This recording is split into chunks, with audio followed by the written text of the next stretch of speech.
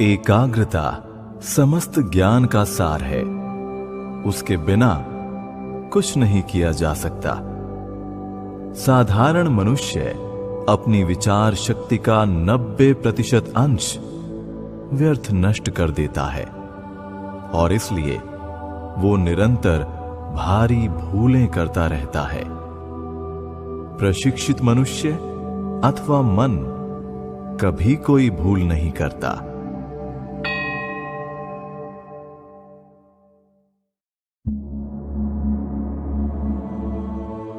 मेरे विचार से तो शिक्षा का सार मन की एकाग्रता प्राप्त करना है, तथ्यों का संकलन नहीं। यदि मुझे फिर से अपनी शिक्षा आरंभ करनी हो और इसमें मेरा वश चले, तो मैं तथ्यों का अध्ययन कदापि न करूं।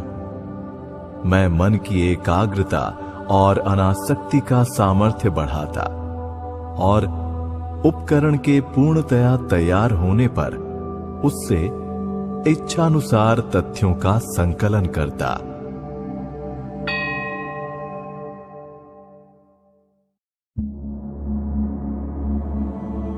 एक विचार लो, उसी विचार को अपना जीवन बनाओ, उसी का चिंतन करो, उसी का स्वप्न देखो और उसी में जीवन बिताओ। तुम्हारा मस्तिष्क, स्नायु, शरीर के सर्वांग उसी के विचार से पूर्ण रहें। दूसरे सारे विचार छोड़ दो। यही सिद्ध होने का उपाय है और इसी उपाय से बड़े बड़े धर्म वीरों की उत्पत्ति हुई है। शेष सब तो बातें करने वाले मशीन मात्र हैं। यदि हम सचमुच स्वयं कृतार्थ होना और दूसरों का उद्धार करना चाहें, तो हमें गहराई तक जाना होगा।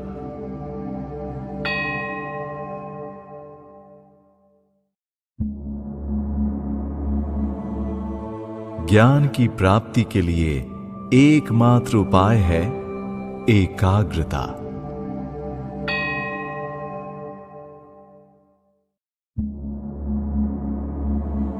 किसी भी प्रकार के कार्य में सारी सफलता इसी एकाग्रता का परिणाम है।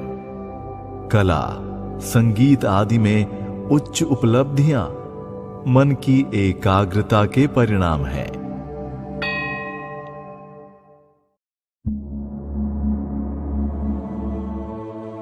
जिस काम में जितनी अधिक एकाग्रता होगी, वो कार्य उतने ही अधिक अच्छे प्रकार से संपन्न होगा। द्वार के निकट जाकर बुलाने से या खटखटाने से जैसे द्वार खुल जाता है, उसी भांति केवल इस उपाय से ही प्रकृति के भंडार का द्वार खुलकर विश्व में प्रकाश धारा प्रवाहित होती है। राजयोग में केवल इसी विषय की आलोचना है। अपनी वर्तमान शारीरिक अवस्था में हम बड़े ही अन्य मनस्क हो रहे हैं। हमारा मन इस समय सैकड़ों ओर दौड़कर अपना शक्ति क्षय कर रहा है। जब कभी मैं व्यर्थ की सब चिंताओं को छोड़कर ज्ञान लाभ के उद्देश्य से मन को स्थिर करने की चेष्टा करता हूं, तब न जाने कहां से मस्तिष्क में हजारों बाधाएं आ जाती हैं।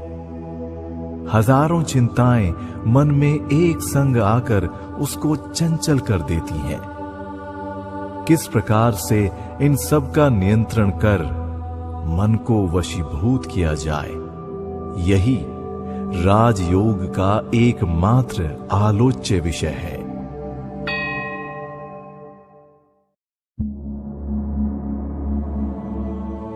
मनुष्य और पशु में मुख्य अंतर उनकी मन की एकाग्रता की शक्ति में है। किसी भी प्रकार के कार्य में सारी सफलता इसी एकाग्रता का परिणाम है। एकाग्रता के बारे में कुछ न कुछ प्रत्येक व्यक्ति जानता है। हम इसके परिणाम नित्य देखते हैं। कला, संगीत आदि में उच्च उपलब्धियां मन की एकाग्रता के परिणाम हैं। पशु में मन की एकाग्रता की शक्ति बहुत कम होती है।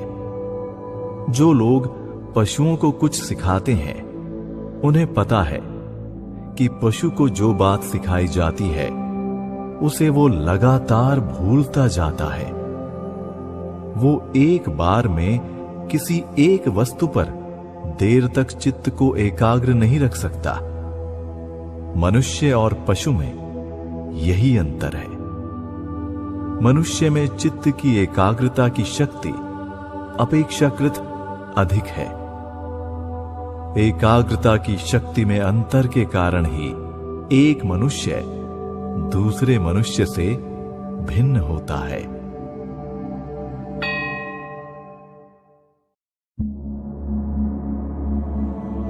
हम लोगों के लिए ज्ञान लाभ का केवल एक ही उपाय है। निम्नतम मनुष्य से लेकर सर्वोच्च योगी तक को उसी उपाय का अवलंबन करना पड़ता है। ये उपाय है एकाग्रता। रसायनविद जब अपनी प्रयोगशाला में काम करते हैं, तब वे अपने मन की सारी शक्ति को एकत्र कर लेते हैं, केंद्रीभूत कर लेते हैं, और उस केंद्रभूत शक्ति का मूल पदार्थों के ऊपर प्रयोग करते ही वे सब विश्लेषित हो जाते हैं, और इस प्रकार वे उनका ज्ञान लाभ करने में समर्थ होते हैं। ज्योतिर्विद भी अपनी समग्र मन शक्ति को एकीभूत कर, केंद्रीभूत कर, दूरवीक्षण यंत्र के माध्यम से वस्तु के ऊपर प्रयोग करते हैं, जिससे घूमने वाले तारे और ग्रहमंडल उनके निकट अपने रहस्य उद्घाटित करते हैं।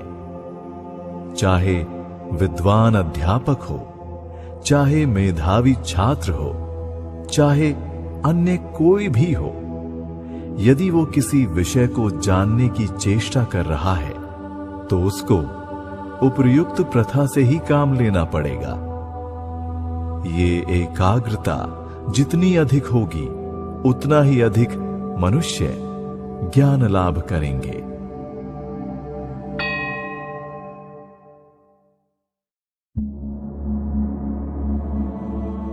मन की शक्तियों को एकाग्र करने के सिवा अन्य किस तरह संसार में ये समस्त ज्ञान उपलब्ध हुए हैं? यदि प्रकृति के द्वार पर कैसे खटखटाना चाहिए, उस पर कैसे आघात देना चाहिए, केवल ये ज्ञात हो गया तो बस प्रकृति अपना सारा रहस्य खोल देती है। उस आघात की शक्ति और तीव्रता एकाग्रता से ही आती है। मानव मन की शक्ति की कोई सीमा नहीं। वो जितना ही एकाग्र होता है, उतनी ही उसकी शक्ति एक लक्ष्य पर केंद्रित होती है। यही रहस्य है।